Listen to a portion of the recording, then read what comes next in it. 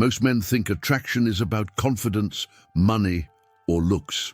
It's not. Female attraction tends to follow identifiable psychological patterns, and like any psychological system, it varies across individuals. But the underlying architecture is surprisingly consistent. Patterns that operate quietly, consistently, predictably. The problem is, most people try to increase attraction without ever understanding what actually influences it. And when you don't understand the structure, you start guessing. And guessing rarely works. The first thing you need to understand is that female attraction is not primarily visual. That's not to say physical appearance doesn't matter. It does. But for women, physical appearance is rarely the trigger. It's more like a first filter, something that opens the door.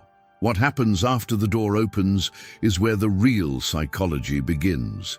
Research and behavioral observation consistently show that women process attraction through an emotional system first. The question her nervous system is quietly asking isn't, "Is he attractive?" It's something closer to, "How does being around this person make me feel?" That distinction changes everything. It means that attraction isn't just about what someone looks like or what they have. It's about the emotional state they create in the person they're with. And that state can be influenced by things that have nothing to do with genetics or income. Now, let's talk about the first major mechanism, emotional safety. Safety is one of the most underrated drivers of attraction. When a woman feels genuinely safe around someone, not bored, not smothered, but safe, her nervous system shifts. She opens up, she becomes more present, and that presence is where attraction deepens. This isn't just intuition. Attachment theory, one of the most robust frameworks in relationship psychology, tells us that people are fundamentally wired to seek secure emotional bonds. And for women especially, that sense of security is deeply tied to how a potential partner handles emotional tension. A man who stays regulated when things get uncomfortable, who doesn't collapse, doesn't explode, doesn't flee, signals something important. He signals that he can be a stable presence. That signal, even when it's not consciously registered, lands. And here's the nuance. Safety doesn't mean predictability. It doesn't mean boring. It means the person feels held, even in uncertainty. That's a completely different thing. Which brings us to the second mechanism, and this is where things get genuinely fascinating: the role of uncertainty and dopamine. There's a well-documented relationship between unpredictability and reward-seeking behavior in the brain. When outcomes are uncertain, when something might happen but hasn't yet, the dopamine system doesn't shut down, it actually amplifies.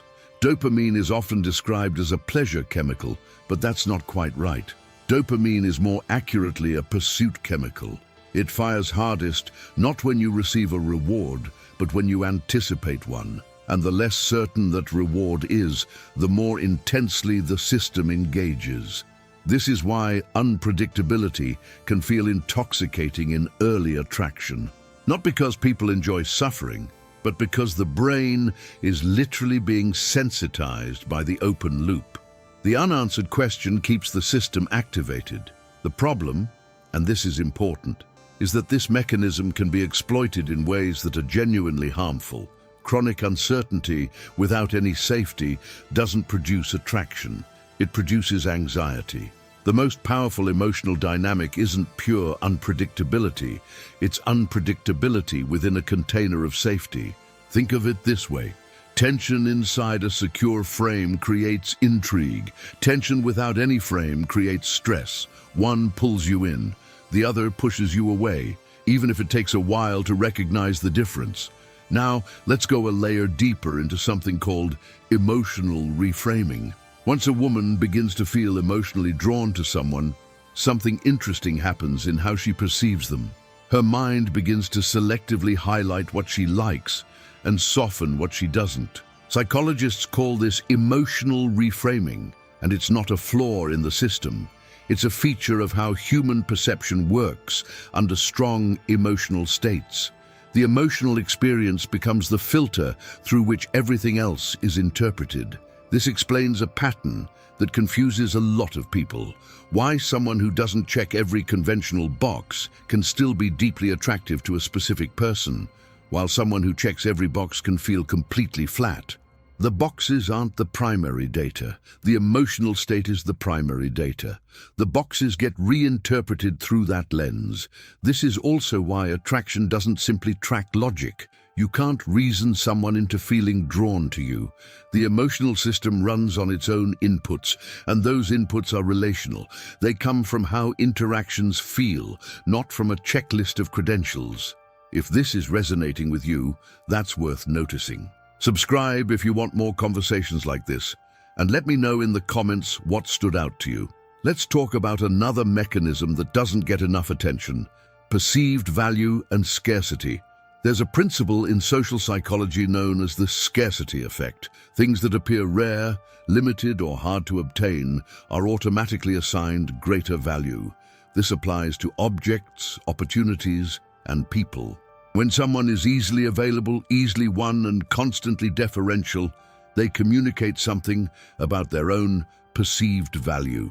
Not intentionally, but the signal is there, and the brain picks it up. Conversely, when someone has full, self-directed attention, when they're not organizing their identity around seeking approval, they communicate a different signal. They seem chosen from, not choosing whoever will have them. And that distinction registers even subconsciously.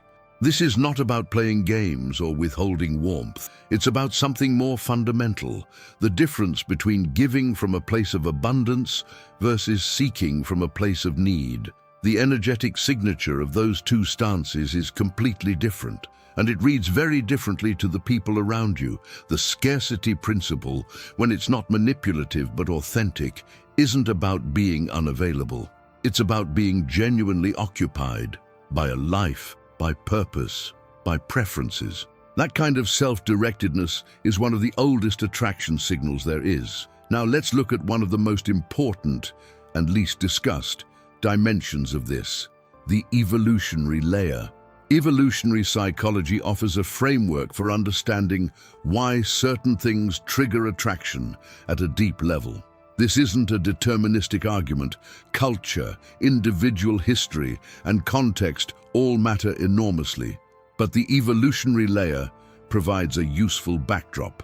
Across cultures and across time, women's mate preferences have shown consistent patterns. Long-term attraction tends to favor traits that signal reliability, resources, and investment, the capacity to provide and protect over time.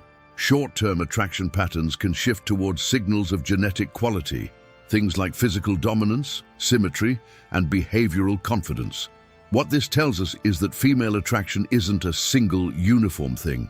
It's context-sensitive.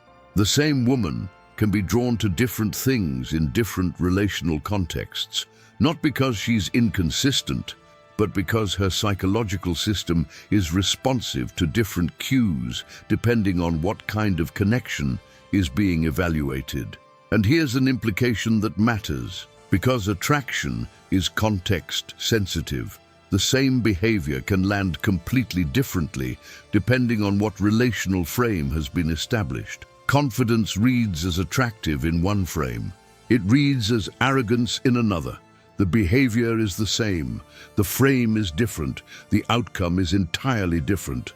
There's one more mechanism worth examining: attachment style as an attractor force. Research in attachment theory consistently shows that the style in which someone relates emotionally, whether they're secure, anxious, or avoidant, doesn't just affect how they behave in relationships. It shapes who they're drawn to. People with secure attachment styles tend to be drawn to emotional stability and clear communication. People with anxious attachment can be disproportionately pulled toward people who are inconsistent because the uncertainty activates their dopamine system in the way we discussed earlier. This is a crucial point. It means that what feels like attraction isn't always tracking what's actually good for the person. Sometimes the pull towards someone is being driven by an old relational pattern, a familiar emotional signature, rather than by genuine compatibility. The brain doesn't always distinguish between this feels familiar and this is good. Both can feel like attraction. Both can feel urgent. The difference only becomes visible over time when the pattern plays out again. This is why attachment style is such an important variable in understanding the psychology of attraction. It's not just about the person in front of you. It's about the entire relational history you bring to every interaction and how that history shapes what you reach toward. So let's pull all of this together. Female attraction is not a single thing. It's a system made of overlapping mechanisms: emotional, neurological, evolutionary, relational. And each of those mechanisms has its own logic. The emotional safety mechanism operates on the question, can I open up here without being destabilized? The dopamine mechanism operates on anticipated reward, the open loop, the possibility, the question that hasn't been answered yet. The emotional reframing mechanism means that once attraction begins, perception changes. What was neutral becomes meaningful. What was a flaw becomes a feature. The scarcity mechanism tracks perceived self-directedness, not availability, but genuine occupation with one's own life. The evolutionary layer reminds us that attraction is context-sensitive, responsive to what kind of connection is being evaluated. And the attachment layer shows that attraction is always partly a conversation with the past, that old relational patterns shape what feels magnetic in the present. What changes when you understand all of this? You stop looking at attraction as a mystery and start seeing it as a readable system, not perfectly predictable because human beings are too complex for that, but legible, interpretable. You start to understand why certain dynamics feel electric and others feel flat, not because of surface-level differences, but because of which psychological mechanisms are or aren't being activated.